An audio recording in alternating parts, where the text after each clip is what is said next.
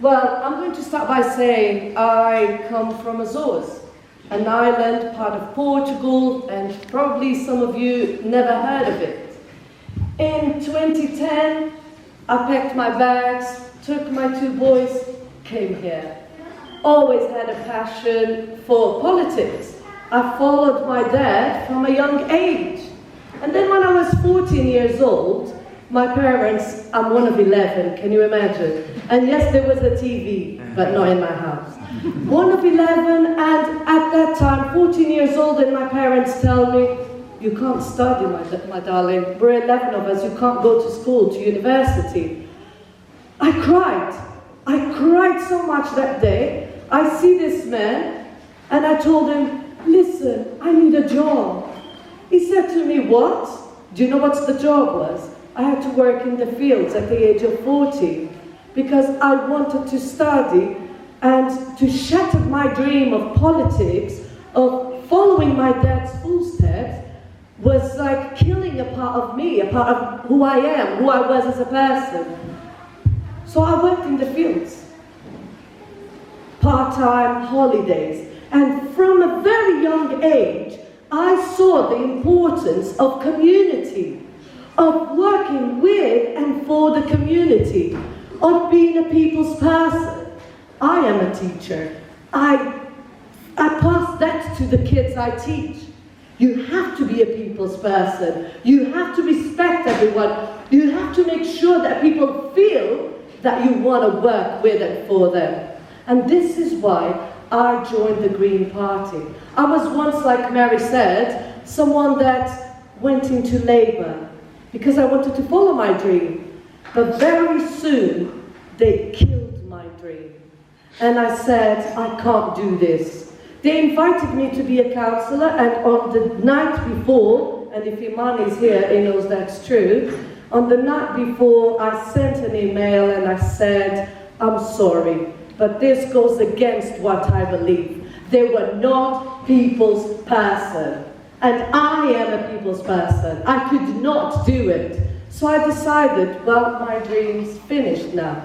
One day my son calls me. He said, Mom, I've joined the Green Party.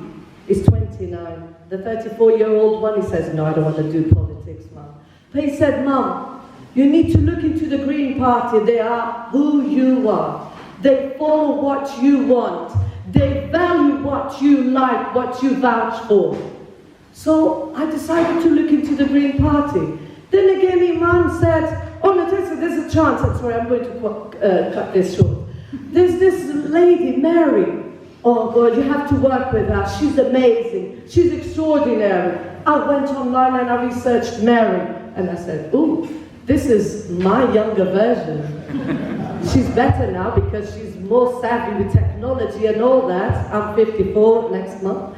So I decided, and I'm going to cut this here because I want to work with all of you, for and with the community. And I have a favor to ask you. Can we all get together, go out on the streets, let's show them that we can do it, all together.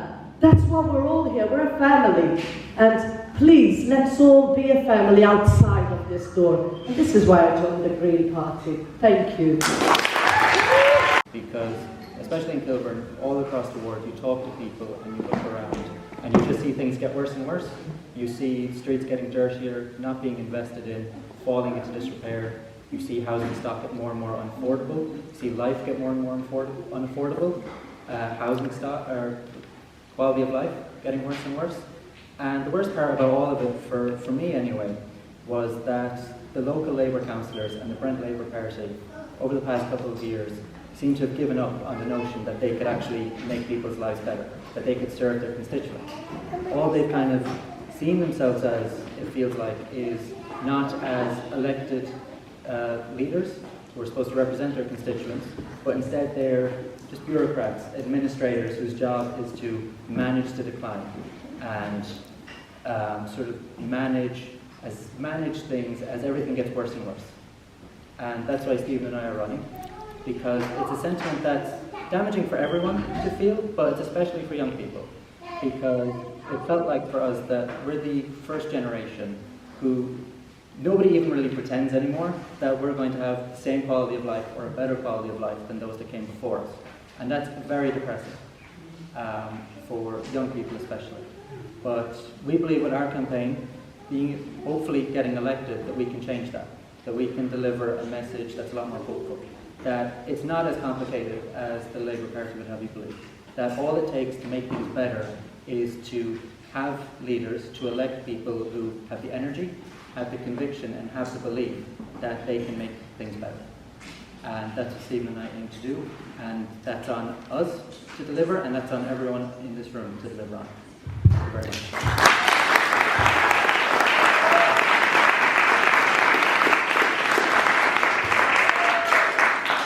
This is why I'm running with him, by the way. He's very good at what he does. I'm very happy to be in person, by the way. None of these Zooms, I'm not the biggest fan of them. But I think it's important also to remember a few things. Politics at its core is about people. You know, if you look to the left of you, if you look to the right of you, wasn't speaking into the mic. You know, it's organizing like this, coming together like this, which is what actually makes the action that changes and makes the world that we want to live in. You know, we're both young. You know, we both see the problems in our council and in our ward. But it's important to remember that this isn't the end. You know, it doesn't stop here. That we put one step in front of the other, and eventually we'll get somewhere. But it takes us. It takes all of us not being silent, being able to stand up and say, certain things that are happening around the world are wrong. Certain things that are happening in my back door are wrong. It takes us to not be silent. And I believe that that's one of the biggest strengths of the Green Party, and something that we want to bring to the campaign, is that regardless of what your beliefs are, you can stand up there and say, this isn't right. Let's do something about it. Let's fix it. Thank you. You'll all be aware that we have a housing shortage in Brent, that there is a housing crisis, and that's one of the biggest cost pressures actually on the council.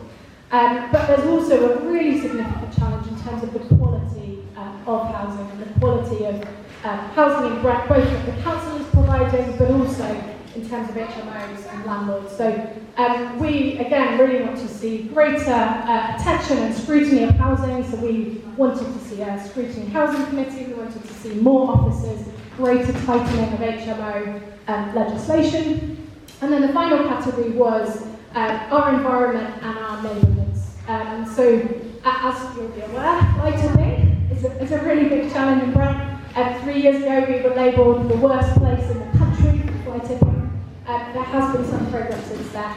So there were a number of measures that we put into our budget to address that. And we also wanted to do more in the space of active travel. And there were some measures we put into our budget amendment in terms of expanding CPZs and changing parking policies so that larger and more polluting cars actually pay more overall.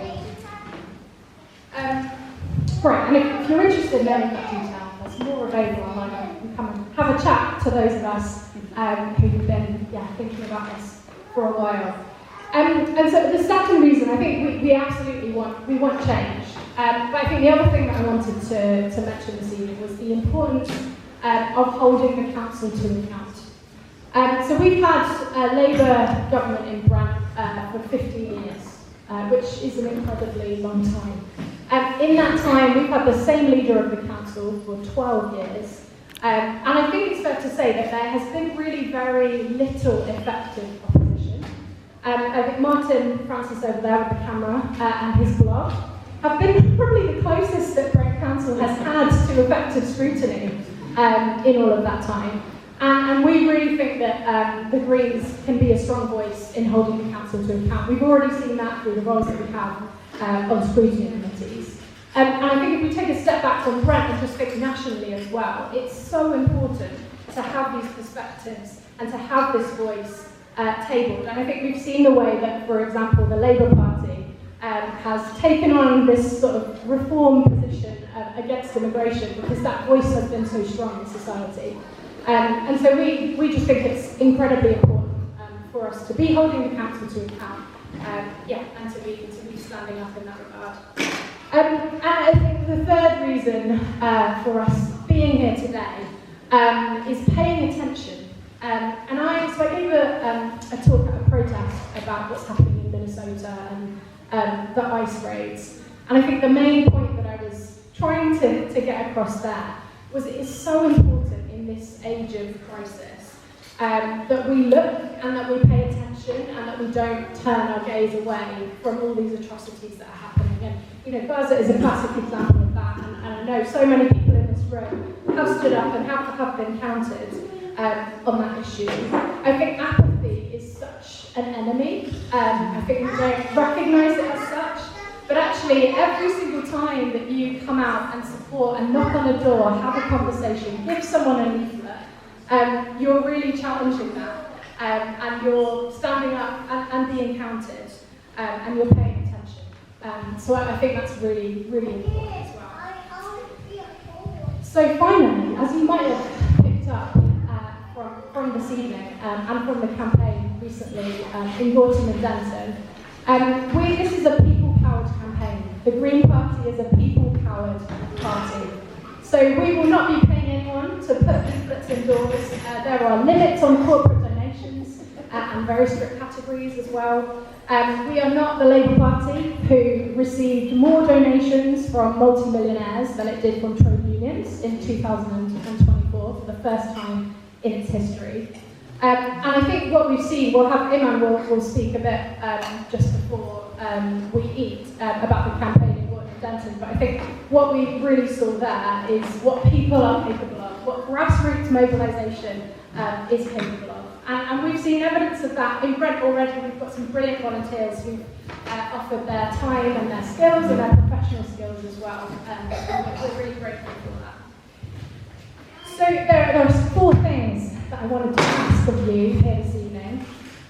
So firstly, we've got some leaflets at the back, which are sort of Brent Green News. And I would love it if you could just take 1 or 2 leaflets and think, is there someone that I could give this to and try and have a conversation with about the Greens and about what we're building here in Brent.